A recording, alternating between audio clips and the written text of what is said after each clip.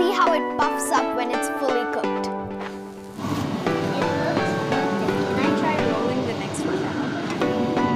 Hi, நம்ம இன்றைக்கி பார்க்க போகிறது வத்த குழம்பு சாதம் எப்படி செய்கிறதுன்னு பார்க்கலாமா? ஒரு சின்ன நெல்லிக்காய் சைஸ் புளியை ஊற வச்சுடுங்க. கடுகு, வெந்தயம், ஜீரகம் கொஞ்சமாக தாளிக்கிறதுக்கு எடுத்து வச்சுக்கோங்க. சுண்டக்காய் வத்தல், மணத்தக்காளி வத்தல் ரெண்டையும் கொஞ்சம் கொஞ்சம் எடுத்து வச்சுக்கோங்க. ஒரு 20 சின்ன வெங்காயத்தை உரித்து எடுத்து வச்சுக்கோங்க.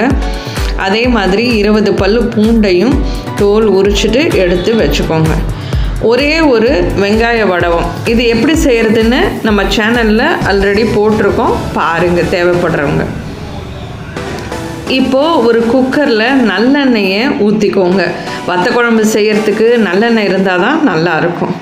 எண்ணெய் நல்லா சூடானதுக்கப்புறம் கடுகு, வெந்தயம், ஜீரகம் 3ஐயும் தாளிச்சிடுங்க. அதுக்கப்புறம் பொரிஞ்சதுக்கு அப்புறமா வெங்காய வடவத்தை உதுத்து அதோட போட்டுடுங்க. வெங்காய வடவம் போட்டோன்னா நல்ல வாசனையாக இருக்கும் வத்த குழம்பு. அதை நல்லா தாளிச்சிருங்க. அதுக்கப்புறமா சுண்டக்காய் வத்தலையும் மணத்தக்காளி வத்தலையும் போட்டுடுங்க. உங்களுக்கு வேறு வத்தல் இருந்தாலும் அதையும் போட்டுக்கலாம், நல்லா தான் இருக்கும். இப்போது அது நல்லா பொரிஞ்சதுக்கு அப்புறமா உரித்து வச்சுருக்க 20 பல்லு பூண்டையும் அதோட சேர்த்துருங்க. அது வதங்கினதுக்கப்புறமா உரித்து வச்சுருக்க வெங்காயத்தையும் அதோட சேர்த்துருங்க. வெங்காயம் நல்லா அந்த கண்ணாடி பதம் வர அளவுக்கு கொஞ்சம் நல்லா வதக்கிக்கோங்க. வதங்கினதுக்கு அப்புறமா 1/2 ஸ்பூன் மஞ்சள் பொடியை போடுங்க. 3 ஸ்பூன் சாம்பார் பொடி இருக்கு இல்லையா, அதை போடுங்க.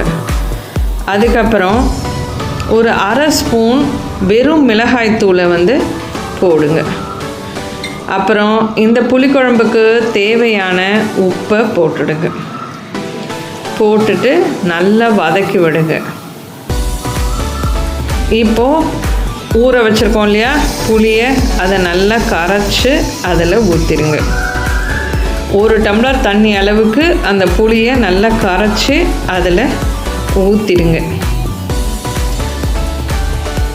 அதுக்கப்புறமா கருவேப்பிலையை அதோட போட்டுடுங்க. போட்டு நல்லா வதக்குங்க. இப்போது நம்ம 1 டம்ளர் அரிசியை எடுத்து கழுவி வச்சுருக்கோம். அந்த அரிசியும் அதோட போட்டுடுங்க. நான் இப்போ 1 டம்ளர் அரிசி எடுத்திருக்கேன், அதனால 4 டம்ளர் தண்ணி ஊற்றணும். ஆல்ரெடி நம்ம புளி கரைசலில் 1 டம்ளர் ஊற்றிருக்கோம். இப்போது மிச்சம் இருக்கிற 3 டம்ளர் பெருங்காயத்தூளை கொஞ்சமாக போட்டுக்கோங்க. 1 டம்ளர் அரிசிக்கு 4 டம்ளர் தண்ணி கணக்கு. புளிக்கு ஏற்கனவே 1 டம்ளர் ஊற்றிட்டோங்கிறதுனால மிச்சம் 3 டம்ளர் தண்ணியை இப்போ ஊற்றுங்க. ஊற்றிட்டு நல்லா கலந்து மூடி வச்சுடுங்க. ஒரு 3 விசில் விட்டுட்டு நமக்கு ஒரு 5 நிமிஷம் சிம்மில் வச்சுடுங்க. வச்சுட்டு எடுத்திங்கன்னா சரியாக இருக்கும். இப்போ மூடிடுங்க. 3 விசில் வரட்டும். அதுக்கப்புறம் ஒரு 5 நிமிஷம் சிம்மில் வச்சுட்டு அடுப்பை நிறுத்திடுங்க.